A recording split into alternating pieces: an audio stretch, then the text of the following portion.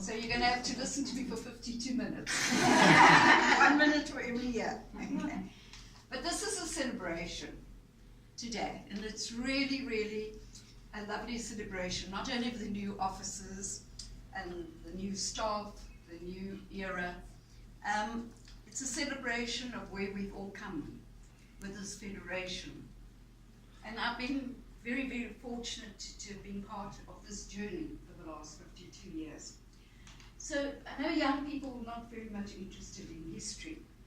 And a lot of you might not know some of these facts I'm going to tell you today. But I think you need to know it as you go forward, because history makes us. It's from where we've come. And when I started in gymnastics in 1967, as a school teacher, a phys ed school teacher, in a small mining town in Carltonville in Northwest, the doors were totally closed to us. That was 1967, when South Africa was no longer allowed to compete internationally. And you know why. And it was a federation with only artistic gymnastics. That's all. And we catered for 3 million people, only. So that's how I came into gymnastics, and I was very fortunate because in my life I seem to have been given just so many opportunities. And I taught at a school which had the best gymnastic club in the country, with the national champion, Tilly Porchita. And so I chose gymnastics to do my extramural. And all I could offer them was to help them on the beam, because he was a male coach. And during that time then, he pushed me to go and do a judge's course in gymnastics. So I became a judge. And the person that taught me to be a judge was one of my first mentors. And that was Mrs. DeForce. And she came and she was looking for this. They told us all young people except one teacher, older person. And of course I was only at that time 19 when I started teaching. And that started a lifetime friendship, like many of you have had an experience through gymnastics. And I was friends with her to the day she died, 92. Now, then I moved to Pretoria, to the heart of apartheid, and the heart of gymnastics at the time. And I started teaching in Pretoria. And soon, Mrs. DeForce took me under my wing, and because she was from Pretoria. And in the first year, I was taken with a team from Northern Transvaal to France, to Mangekikian. Because in those days, remember, we weren't allowed to compete, but we tried to keep the knowledge going. So we took this little provincial team to France to best coach, and we were welcomed there. And then, not because of any other reason, I got onto the Northern Transvaal Committee, and then I got into, as at that time it was SAGF, not SAGF. And the only reason I got onto SAGF was because Mrs. DeForce needed somebody to drive with her at night from Pretoria. So that's how I got onto SAGF and SAGF. And I've been a member of that from that day to now. So there I was very privileged again and had the opportunity to learn everything that I know from Hugo Orenveen, from Gwente Jong and Ollie Horrible. The most experienced, most wonderful administrators that there were in South Africa. And everything I knew, they taught me. But I listened, and I watched them. Many times I didn't agree with some of the things that Hugo did or said or wasn't, but I learned. I learned the principles. And those principles have stayed with me my whole life. And they mentored me, they encouraged me. I was a little whippersnapper after I grew demented with my lists, Judy. So making suggestions, reminding, saying this, what's name. I mean, if I think about it, I think I was quite precocious. Because these were seasoned people, Ali Orabon, all the way from Sweden. But they tolerated me because they saw something in me, I don't know what, but they encouraged me. They never dampened me. And they gave me and they pushed me. They allowed me to come with them to the FRG meetings, because at that time we had to go every year and deal with the one sentence on the agenda. And that was expulsion of South Africa. And through the years and through those 70s and 80s, we used to have to go and fight every year to remain. And it was only of a Russian president that the reason why we never got expelled. Not our efforts, we thought it was our efforts. But it was him. He could have, and he was a very wise person. And he made a deal with us. You voluntarily don't compete. And I'll leave the doors open to you to gain the knowledge that you can come to courses, judges courses, coaches courses, and so that your gymnastics doesn't die in the country. But don't make waves for me. It was a gentleman agreement. And we stuck to it. And so we arranged in between little things, SA Cups, countries to come here. We had the best, I will tell you, the best gymnast of the world here. They came and cut their teeth here as juniors. Mary Lou Retton, all of them. And we made many, many friendships, and people came, they just came to help us keep gymnastics alive in the country. And during this time, rhythmic gym got added, gym for all got added to our disciplines. And slowly we developed. And then 1981, another remarkable thing happened. A small incident happened. And Jerry Messiah walked through the office door of Gwen and I and said, I want to have gymnastics in Mamelodi. Now, 1981. You weren't allowed in the townships. We looked at this man, we looked at each other, and we said, okay, let's do it. This is a challenge, let's go and do it. So there was nothing there. And we went off and we went to, Gwen and I went to Anglo-American. We got money. We got money for 3 sets of equipment, and we established a gym club in Mamelodi, Batteryville, and Southampton. And we got mentors, just following the same recipe that we do with the Hubstone. We just got mentors, and we got Santi from Tibbers to go in once a week. We found an old beer hall. We cleaned it up. We managed to use it. We had to pack out the apparatus and put it in. But Santi went in every week and trained the teachers. And that's how we started our transformation. And Gwen and I went and sat down at an NSC meeting. It was very boring, Donnie. And amongst all the politics, we sat in our room and we put down on paper, Gwen put up, and we wrote the transformation plan for the Federation. And it's all about the policy, and they've still got the little blue book. I've never given it to any one of you, because I just don't want that book to get lost. So when you've got your museum, I'll donate it. And it's the same just recipe. Train people, give them knowledge, you can't give them money, we didn't have money, but give them knowledge, and if they got enough initiative in them, they're going to go and do it. And that is what happened. And gymnastics grew and grew, and I grew. I had the many, many opportunities to travel the world, to go around, to be team managers of teams, to get that great experience until the next date. And then, like I said, Rhythmic joined us and things. And under people like Nellie Cameron and Janet Mitchell, our gymnast, what we had was very little. But we made the best use of everything we had. And with those wonderful leaders, we kept the flame alive. And everybody and the Federation just grew. Then, of course, the most important date came. And that was, and it was all Janet's fault. Because, you know, gymnastics is, for 8 years you need to prepare a team.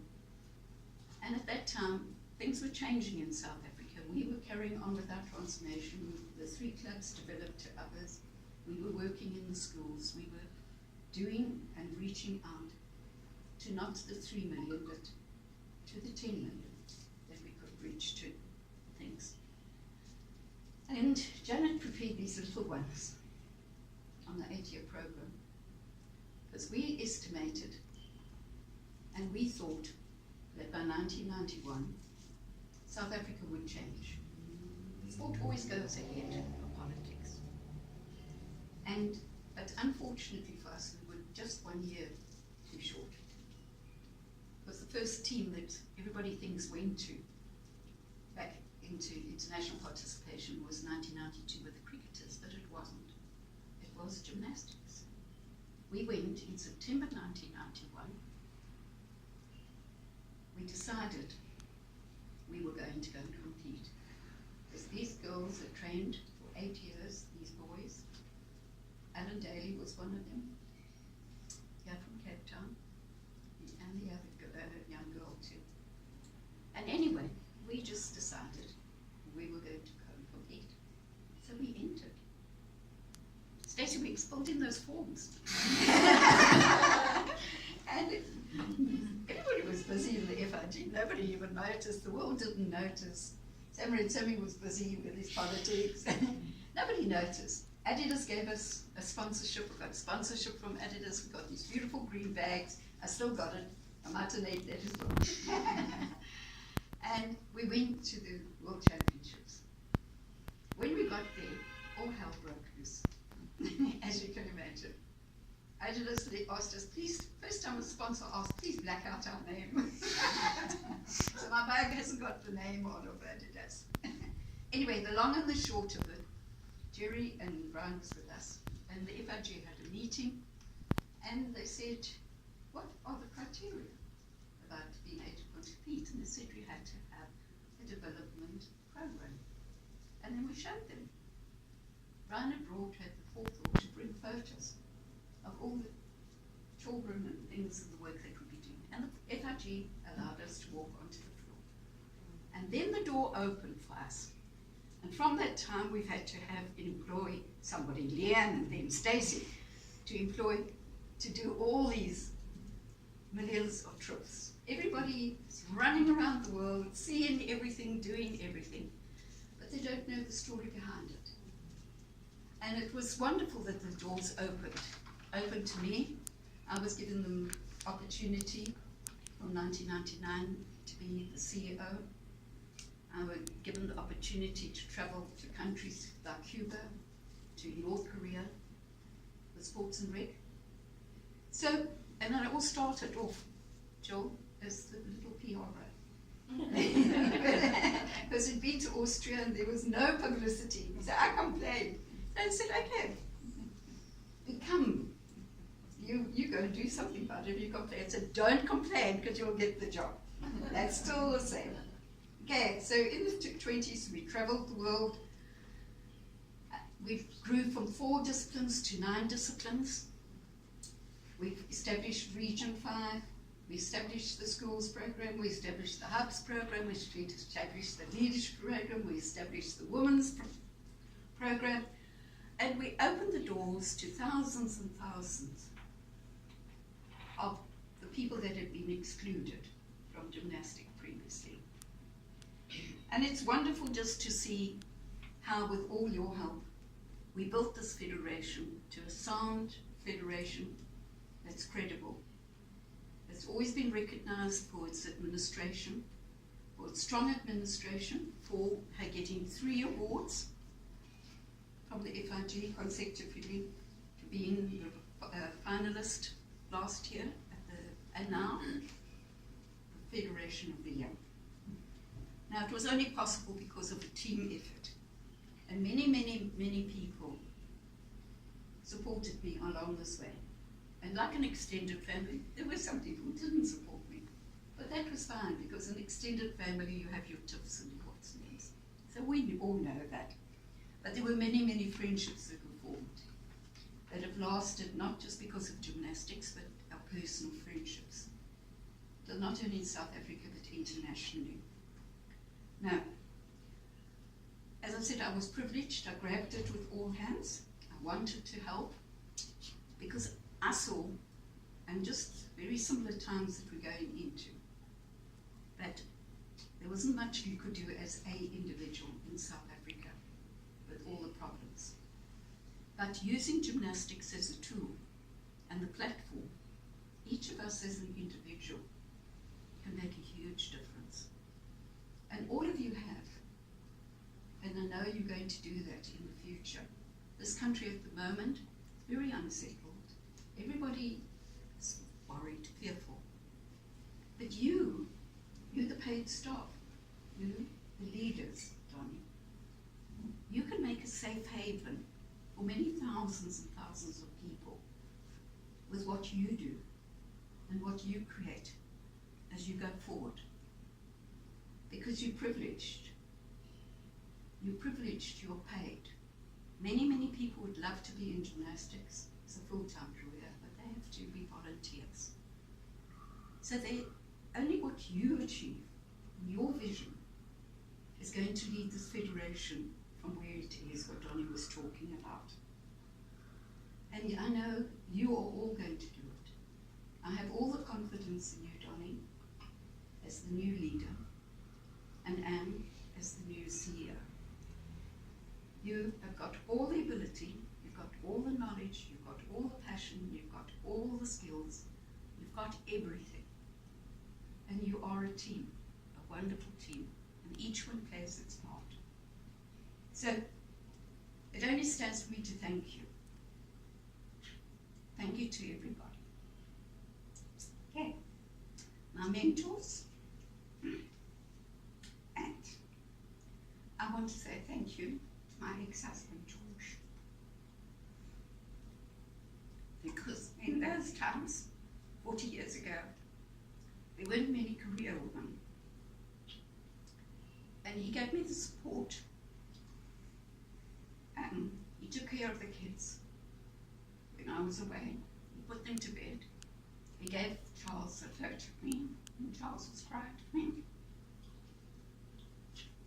And Anne allowed me, and it was wonderful to have Anne, just like Josh is, walking alongside me all the way of my journey. And our home was open to all the people internationally, of all colours, of everything. It was a home for everybody, and it still is. And it's fantastic to see the values that we instilled just blossoming in her. And with her at your, on the day-to-day leading you, you've got the best gift I could ever give you. And I'm very, very proud of you. So, as my office ends, one door closes, turn a page, another door open. But I have to say a big thank you to Seko. Seko was my right hand over all these years. He had to put up with me. And the many phone calls, the many long nights, the many arguing. Not arguing. I don't think we ever had arguing. He's too polite. We discussed. We discussed. But I was very, very privileged over all the years to have him, and I'm so pleased that in my next step of my journey that I have him with me. And maybe I can help. But this is what SAGF's done. Developed a little school teacher to a CEO, first president, woman president, and Seko, first development officer going out to Africa. All of you, Marty, your warm-heartedness, your warmth, your love of people, all of you, the way that you've always just done, Judy, just trying to make those books balance and find that lost money. Leanne, I got to go at 1 minute past 12. Get that receipt in. Sounds all right. Recently, Pamela coming in there, what's her name? And Sabu just said, more printing from Elizabeth. And Karen trying to help me get into this technology age. Donnie, your friendship has been wonderful, and I know I leave you all in very, very good hands. So go out there, go make a difference. Okay? And I really know that you can take this, just like Donnie said. We didn't even discuss it, but the same words. You can take this federation to heights where it's never been, into homes, into kraals, and into every little place, in every corner. Your new ideas with the new technology, your new youth, your energy, drives me crazy, but go and do it. And just know, if you ever need anything, an old book or a manual or a stuffing or something, I'm there, if I can. Thank you. And thank you for I hope I didn't take 50 to this one. I got to give you a card. I'm sure they'll sign it. Did you sign it? Yeah, thank you very much, Johnny. And thank you for this function. It was really, really nice to be part of the new offices and everything. Okay? And good luck, Nico. Sonia.